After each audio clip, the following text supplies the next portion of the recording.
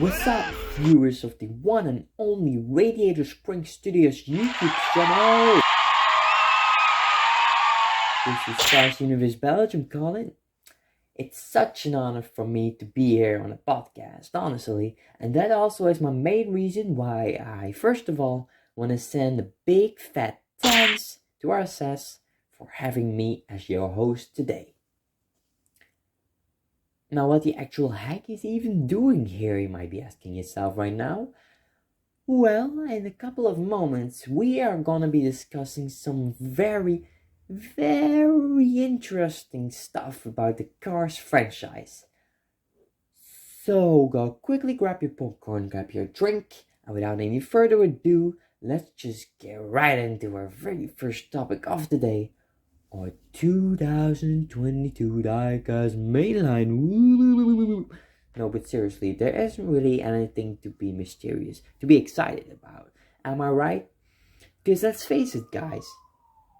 Random ambulance in the background, lol. Because let's face it, guys. We are already now in the fourth case of the year, and we are still yet to have a brand new release. Like, come on, Mattel, isn't that ridiculous? Okay, we have gotten a legendary Mater with working toe. Okay, myself, sorry, no, everything is forgotten. Everything you have done in the past 15 years you've done wrong, it's all good now. Cough. No. But fortunately, in full darkness, there's always a glimpse of light, and that's the same situation here, because in the next case, the upcoming one, case E, we'll be getting two brand new cars. Yes, you heard it right. Two brand new cars in one case. And those are first J with, it was a J? Yeah, I believe it was. J with VR headset, which in my opinion is a really cool one. And secondly, Dana Crankoff, where nobody knows anything about. It could be a plane, it could be a boat, maybe. Probably just a car, but who knows? We just have to wait and see. There also is a lot of speculation going on, not about the character, but yeah, actually about the character, but not about the model. Just about where she would have appeared in, like which character, which kind of car she is. Like a race fan or a race car itself, maybe, like an old race car, who knows? But the most of people think, and I share their view actually, is that it's a Rusty car from the Rusty's tent scene in Cars 1. Like a Rusty's fan, or I mean a Lightning McQueen fan in general. And yeah, that could be true for sure, because we have already gotten Andy Vaporlock, Donna Pitts, and Jonathan Renschwartz. And yeah, also Craig Faster, if I pronounce his name right. I hope so. Sorry, Craig, if I didn't. But this one got released in the case, just got revealed actually by Get Me Collectibles in the second deluxe case of 2022. And yeah, those are all cars which appeared in the Rusty's tent scene in Cars 1 as well. So it wouldn't be surprised if Dana Crankoff would be a Rusty car too. So yeah, we just, as already mentioned, we just have to wait and see what the future may bring us. But whatever it will be, I'll am very excited to witness, yeah, just which character it is. Like, it's always such suspense when we know a name but don't know the look of a card. This is always looking forward for the reveal. Yeah, just hope we'll get that more in the future, like those cases, although it hasn't really been good this year. Also, not just for the diecast, also for the packaging. Now, I'm not talking about the artwork, because I personally find the artwork, yeah, it has something. It really is cool with the red and white. Because, last year we had got such a vague background. I mean, it's just a blurred desert. Like, I mean, it doesn't really has a team. It doesn't really have a lot of character. Like unlike this one, we have or a racetrack background, or we have a Willys Butte background. Also, I would have liked is if they would have made more various backgrounds corresponding to the car, which is in the packaging. But I think this is still is much better, or not much, but still is slightly better than previous year. So yeah, now about the blisters. That is pretty ugly. I mean, I love the blisters and these blisters which are formed by the shape of a car. Sorry, but that's just awful. Maybe I just have to get used to it, just like many other I can't even speak anymore. Collectors already mentioned that if they came across these in a store, they actually don't look so bad as they seemed to be. And I think I also still have to find them in the store, so maybe my opinion will also change throughout the upcoming month. But maybe a bit, but I don't think it will much, because my just that opinion, it's ugly. But I'll think I'll better just move on to the next point of today's video before I start an entire rant on Mattel here.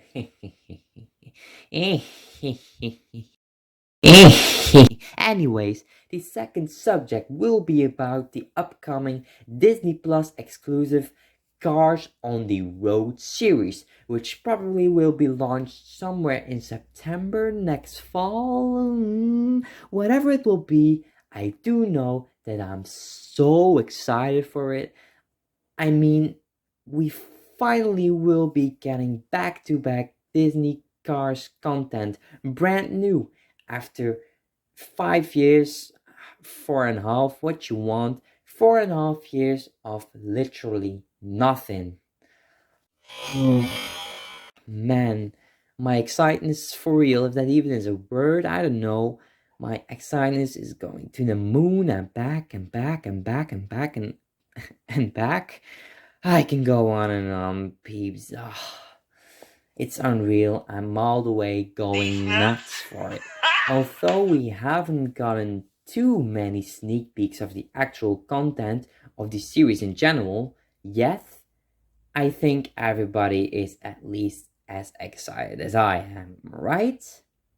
However, though, we actually did have gotten 5 various awesome concept arts of the series, although the last 2 ones weren't really concept arts anymore, since they were already finished products, finished frames, finished shots, what you want to call it. So yeah, let's get over them real quick. So let's begin with my personal favorite one already here, and that's the picture where Lightning McQueen is being haunted by Bigfoot. And the fact that they are trying to live up a real life myth, a real life legend, into the world of cars is just so cool in my opinion, so creative. I mean, it's freaking Bigfoot. I can't wait to see him in real action and real animation, or maybe even as a diecast, who knows? Oh man, I'm almost drooling on my camera here. Oh, no, just kidding, I'm not that far yet. Still though, I love the idea. Also something to think about, something interesting, since cars have wheels and tires and no feet, obviously. Will they still be calling Bigfoot Bigfoot with the actual foot in the name? Or Big Tire, since he clearly has 4 big tires?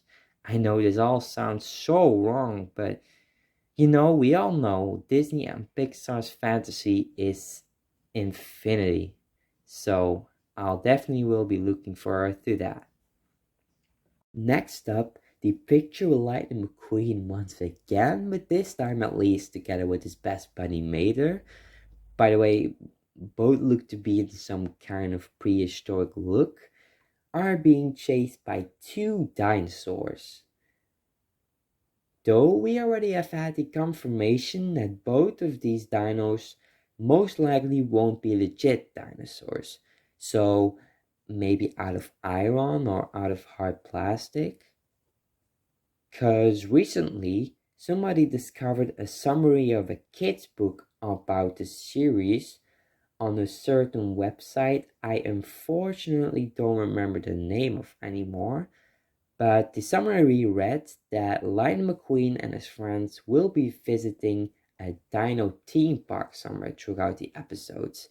So we assume that corresponds to the concept art with the dinos we've gotten on Disney Plus Day last November, I believe. Although I still don't get why Lightning McQueen and Mater are wearing a prehistoric outfit. I mean, I don't know how about you guys, but when I, for example, would visit Disneyland, I also won't be dressed up as Mickey Mouse. But I guess everything is possible in the world of cars, right? Anyways, unpopular opinion, but to be completely honest with you guys, I actually am glad to read that those dinosaurs won't be like a real life thing in the car series. Speaking as a diehard Cars 2 fan, like Cars 2 had been my childhood, always had been my all-time favorite movie for such a long time, I have to admit and I have to agree with the majority of the criticism that Cars 2 indeed was a bit too unrealistic in comparison with its prequel Cars 1. But if Lightning McQueen and Mater suddenly would travel back in time to the prehistoric times and the dinosaurs and whatnot in this new series, sorry, but that also would be another big bridge too far. I mean, just like the third concept art, where Lightning McQueen and Mater seem to be a member of some kind of rebellion group, where the weapons and spikes and all that stuff are all the way over the place. It makes me molly. It just doesn't fit the car standards, you know what I mean? So that was also my main reason why I got mixed feelings when I firstly saw the picture. So that's why I also don't want to waste too much words on it. So let's maybe quickly move on. We've also already gotten a picture of Mater in a rocket spaceship outfit. And don't get me wrong, it looks really cool for sure. However, I just don't hope they also would actually travel to space, because it might get a bit too sci-fi-ish, too, yes, here we go again, too unrealistic for me.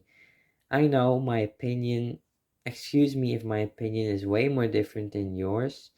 It probably is for the most people, because I know that a lot of fellow collectors are Marvel or DC or Star Wars fanatics as well. Yeah, I'm not at all. Anything that's too far from reality, it's not really my taste. As you can see from the rebellions or from the dinosaurs I just talked about, that's too far from the reality, from the actual car standards, so that's not my taste. It is how it is. Then we've also gotten another picture, but it was revealed in that summary I mentioned before, that there will be raised on the salt flats, which actually was a deleted scene from Cars 3, which I myself didn't knew before. But that's actually interesting that they're recycling deleted scenes from Cars 3 into this new series. So maybe we'll see more. Who knows? I would like to see that. I mean, maybe that Germany scene from Cars 2, it's not really likely, but it would be interesting to see that for sure, because there would be a road trip. Why not past Germany? So, yeah. I guess we've now discussed everything that's possible to discuss about and around the Cars on the Road series, because I presented you guys my unsalted opinion about all the so far revealed concept arts. I even explicitly demonstrated my huge excitement for the series. I don't know what I can discuss more. I mean, we can speculate about the stuff that could be happening in the series, but since they're going on a road trip, it's Cars on the Road, obviously, I can basically name millions of places they maybe could go. So yeah, I think that's maybe a bit of waste of time. Thereby the video's already quite long. Let's not make it too long, because if it won't get much views for this, it probably will be my fault, but alright. Let's just quickly move on to the final three topics of today's video, and those are all about these cars you guys probably already have seen sitting here chilling in the background, kind of spacing up here my desk, because otherwise it will be a bit too plain, a bit too blank here. So yeah, we're going to be talking about more about my interests, or my interests specifically for cars, my top 4 favorite characters from the movies. Although all of them, oh no, not all of them, 3 of the 4 are from Cars 1, but that's on the side note. We're also going to be talking about my favorite diecast of all time. And for finish, I don't know if it will be in this order, but we'll see near the end. We're also going to be talking about my rarest cars in my collection. Yes, that's right. I almost forgot this one, since it actually is my most favorite subject to talk about, because rare cars in your collection, whoa, that's, yeah, it's really cool. Not just for the status you get, like, whoa, he got a rare car, now everyone is going to be jealous. No, it's just because you already got that car and you don't have to worry about it anymore. Just because, yeah, I found a rare car for a great price, now I don't have to worry about him anymore. Now I'm one step closer for completing my collection with such a hard to find piece. So that's basically just why I love the rare cars in my collection. Not because everyone will be jealous, or just to flex with it, you know? I mean, okay, I like to do that, but it's not my main purpose. Let's just make that clear. So, let's begin here. But with which top am I actually going to start with? That's a really good question, Cars Universe Belgium. But let me think. Um, which one should I pick? I think I'll just go with the most general one, the one which applies to everybody from babies to grandpas. It doesn't matter. Everybody who ever watched Cars in their life has its all-time favorite Cars characters, right? I mean, you don't have to collect the actual diecast to have a favorite Cars character. So let's do that. My top 4 favorite characters from all the Cars content ever released. And let's begin with my all-time favorite one, and that's a really basic classic one. I think at least 80% of all the Cars fanatics from all over the world has the same exact favorite character as me, and that's of course the one here on the front, Lightning McQueen. And this is my original Lightning McQueen from, I'm not sure, I actually never really intended or had my plans to see from which year they come, but it seems they don't even have a date stamp or marking from which country they're coming from. Let me take it from a closer look. Thailand? No way. This is a 2006 variant. Let me focus if my phone wants to.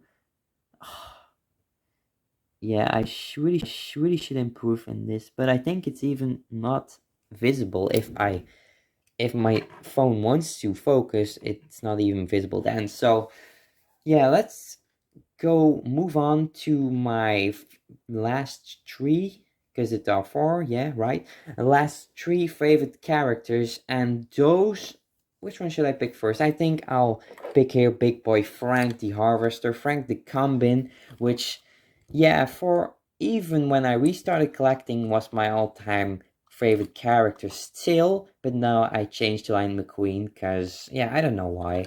Just because he's the hero of every movie, probably. But Frank, man, he's so cool, so cool. I even got nightmares of him when I was younger, no joke. But yeah, his appearance in the movie is just so frightful. It left such a big impact on me. I just was such in love with this character. I don't know. I just loved everything about him. And yeah, I really wanted him as a diecast when I was younger. I just was also one of my favorite characters, I believe. Let's see if I can unravel here. It's date stamp, date code, base code, I mean. 0849A6 or 8Z. AZ. Yeah, I'm not really sure what it stands for, but I think it's the 48th week of 2009. Correct me if I'm wrong, but I'm pretty sure that's how it should be read. Really? So, in 2009, that was the Racerama series. I didn't know Frank was released as deluxe then. But yeah, it probably is. Or maybe it's for 2010, because they usually... No, probably not. Never mind, never mind. Yeah, Frank, probably my second favorite character of all time. Now, the last two, I don't know if they're who's my third or fourth favorite one, so let's just pick them both together. And that's two racers, one from Cars 2, my only character from Cars 2 in my top 4, and Greg Candyman here. The Tacklemint Piston Cup race, I don't know. No, okay. Let's just put them in hand then. So yeah, Greg Candyman number 101 or 101, sponsored by Tacklemans. And do I even have to explain why I love this character? I mean, you see the cream, the what's that called again? The why do I always have to forget the name of these things when I just don't have to forget them? Never mind, let's just call everything here candy. So the candy Christmas things here, the candy balls, candy balls on his hood, all just around his paint shop. Yeah, it's just so colorful, such a unique design. It just really appealed me a lot, also when I was younger. And that's also where my favorite number, 101, is nowadays my favorite number. It's all because of this guy. So yeah, that's a pretty cool fun fact about me, about my favorite things. And here, Rip Klutchkonski, my favorite WGP racer, or yeah, besides Lightning McQueen then. And yeah, the thing I just like the most about him is his colors. That's one. And two, his curvy model. Yeah, just look at this guy. Especially here on the back, where all the colors fade into just a striped pattern here, is my favorite part. Just go really curvy here to the back, where all the colors fade, or not really fade, but just come together into a stripe pattern. And yeah, that's just so beautiful. Yes, definitely the best paint job of all the WGP racers from Cars 2. And also the fact that he was about to die in the, I think it was a Tokyo race, when he got hit by the Lemon's camera, the Yeah, never mind. I'm not going to find the word. Try to find the word. The ray, yes, that's what I was searching for. The ray of Graham's camera, and he was supposed to die, but Pixar or Disney scrapped this plot, this scenario, and they just made Rip alive for the London race. So yeah, that's really, and that's also something I read in my encyclopedia book. That one which included Hudson Hornet's Piston Kapitein McQueen in his metallic form. That's also, I got this when I was pretty younger, and my mom usually read for me because it was in English and I didn't really understand English too much back then. And she read something for me, or the pages, and there was also the information in that Rip Klitschko was about to die, or supposed to have died in the movie. And yet that also made me love the character just more, just because, yeah, he was about to end so sad on such a tragic situation, and he survived. That's, yeah, I'm so happy for him. Wait, I actually put Greg in the wrong place. You're in the wrong place. Surely not a Eurovision reference. Anyways, so yeah, these are my 4 all-time favorite Cars characters, and I guess that's not a surprise because most of, at least not for Rip, but most of fellow collectors also really like these diecasts. So let's move on to the next topic, and once again I have to think which one I should pick, but this time I have 2 options left, so it shouldn't really be a hard choice. And in the meantime, I was rambling here. I already made a decision that it's going to be my 2 all-time favorite diecast releases from the Cars diecast line 2006 to this day 2022. It's already, wow, it's going fast, beefs. And these are going to be Chuck Armstrong. Now the thing is, just like, by the way, just like Greg Candyman, this is his rubber tire release.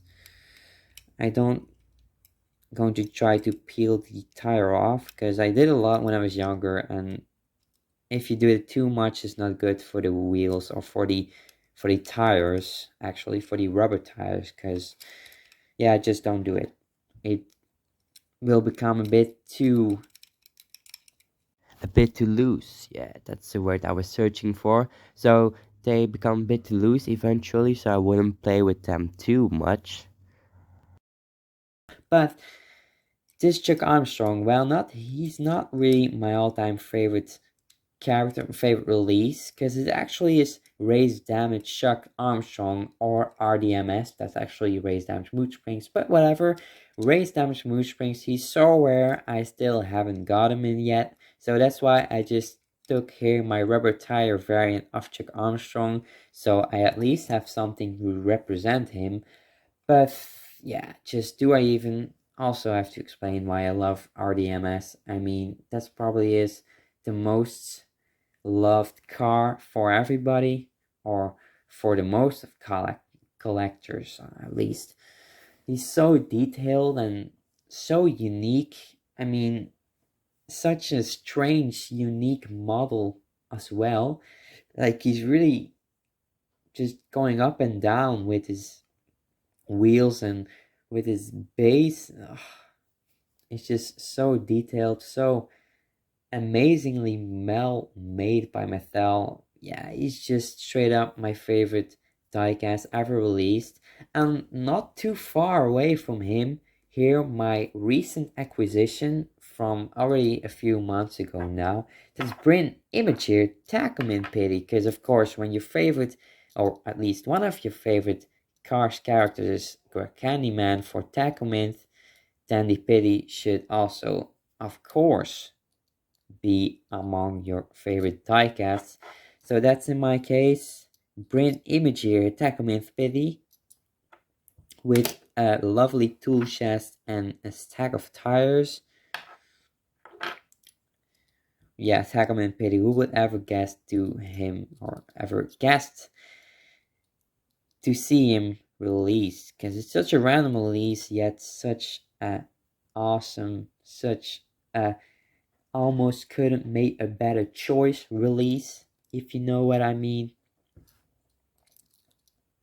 Although his colors doesn't really match Greg, because yeah, this is really almost an orange or a yellow. The color on his cap, Greg here is a bit too brown, or a bit brownier. Brownish. Anyways, I don't really have another clue which car I should put on my third spot for my favorite diecast ever released. I have to think about that still, but yeah, let's just move on to my my third and last topic of today's video, and that's going to be my rarest diecast cars in my collection. And although I already have four, I believe, yeah, four cars in my table here, they aren't necessarily my top four rarest cars in my collection, because yeah, I was a bit too lazy to actually um, Google or eBay their prices and then just put my cars with the four highest prices on my table here. But I think I'll just um, took the cars which I already knew are among, or probably will be among, my top four rarest diecasts, and just want some honorable mentions. So let's start off here with my all-time favorite, not my all-time, just my favorite car in my collection, and maybe my rarest cars in my collection. That's not decided yet, but definitely among the rarest, and that's two scattered shields. I already did a review on them on my YouTube channel. If you haven't checked out yet, you really should. It's a long one, but it's worth it for sure. I'm really going into depth into its details and all that stuff, so yeah, definitely not to miss. But yeah, it's a really, especially since orange is my all-time favorite color. It's so vibrant. He's such a unique model with his enormous bed. Yeah, he's just really cool, and he's also really rare, so that's why I double like him as much as the normal cars. Yes, put here, go from the front to the back, and that's Brian Park Motors. By the way, Stu Scattershields, I was a bit too quick with him. He is about 100, maybe a bit less, worth on eBay, at least the last time I checked. That's about a couple of weeks ago. The price I bought him for was just 25 euros. So I actually made what's that, 75 euros profit of him. Yeah, that's just unbelievable. That's what we call business, dudes. Anyways, so yeah, let's now for real continue to Brian Park Motors. Yeah, sometimes their names are a bit confusing, but here is Brian Antenna is also his fan name, or not really, just his name, his alias. Brian Park Motors does a really colorful one, and just also an awesome release. Just the antennas all the way over the place, so colorful. Although we only have Piston Cup antennas and Lightning McQueen, the King, and Chick Hicks souvenirs, that doesn't matter. He still is too colorful enough. Not too colorful, just colorful enough. And yeah, also a bit breakable, so I'm not trying to pick him up too much with the antennas here, because they're a bit fragile. So if I was you, I should pay attention to that. But yeah, what do I have to say about this man? He's just so an amazing release. Probably one of my favorite ones. 2010, just like Race Damage Mood Springs here, it was definitely the best year of diecast so far. Just the most of the best release ever got released in that year. So Brian Park Motors, what do I have to say about him? Of what can I say about him? He's also something about 100 euros worth on eBay, a bit more this time, or at least the last time I checked. He actually, I was glad because he was about to get a re-release in 2019, I believe, in the Blurred Desert line. But fortunately, though, and I'm really glad for that, because otherwise he would drop in value. He was cancelled, and of course, for the ones which still have to pay $100 for him on eBay, that's really sad. That sucks. I know. I'm sorry for you guys, but if you haven't and he got cancelled, yeah, that's just a relief, because now he's more special as he already was. And I got him for 65. That's a bit on the edge. It's not too a big deal, but I think overall it's just a great deal for sure. Let's just continue with WGP Globy here, which I also recently got in my Christmas haul. I also revealed them on my YouTube channel recently, actually a few weeks ago, so you also can check them out if you have the time. If you don't have the time, also, no, but WGP Globy has to be the most cutest car ever released. Just look at his.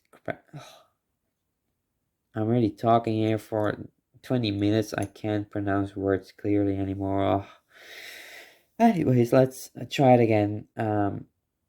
Globy has to be the cutest diecast ever released. And I don't think there are Hot Wheels such cute as Globy. So let's just say the cutest diecast ever.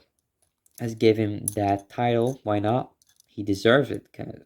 He's just a globe with a face and a cute face. Spoiler even, and some big wheels here. Yeah, he's just such an amazing release as well. Also, nobody ever expected him to get a release because he's not a really character that actually lives. He's just a mascot, just designed. Actually, the logo for the WGP. So, yeah, what do I have to say about him, or what can I say about him? He's not the rarest one of all of these, and probably also not in my top 4 rarest cars, because he is what I've seen around the 50 euros worth. Yeah, a bit less. About the 50, I got him for 35, I believe, or 30, something in between. That's a decent price. I mean, I guess it's hard to find him for such a low price nowadays, but it's not a too low price either, if I can say it like that. Yeah, let's finish off my very last topic of this video on a high note here, or literally on a long note, because here we have the one and only Chat Boxcar, definitely among my top 4 favorite cars in my collection, because believe it or not, I did some research, of course, just like I did on the other cars in my top 4 rarest ones, and on the package, he is literally is worth almost 106 euros. That's just unbelievable. That's not really exaggerated because, yeah, just he's a really cool character for sure, but yeah, really pricey as you can see. And though I got him from 78, he still is my worst deal ever, in my opinion. Also, by the way, also the highest paid price I ever paid for a car's diecast. 78, yeah, that's some money for sure. And also my worst deal, because I'm not mentioning the seller. He's actually a good friend of mine. He sold me this and he said that it was in perfect state, perfect condition. Well, I received it, and oh, let me show you real quick. Here on the taillights on the front, you can see he has a big ship, just like on the right side here as well.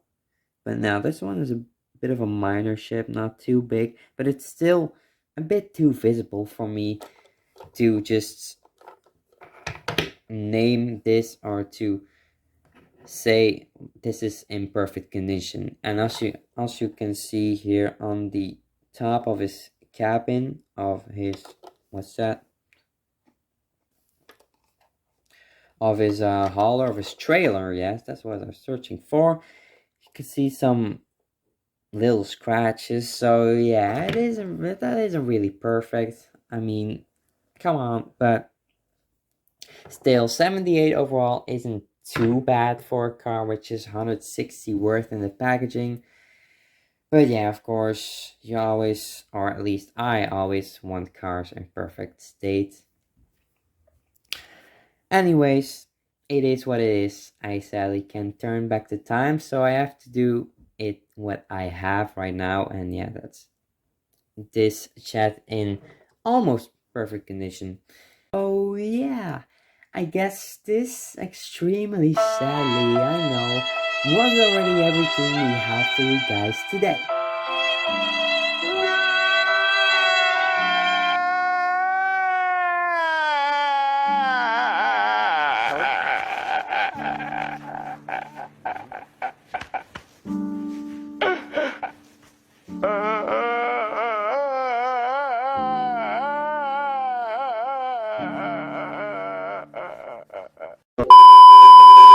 It has been tons of fun while it lasted for sure working with you, RSS, and I definitely am and always will be open for a possible sequel on our collaboration.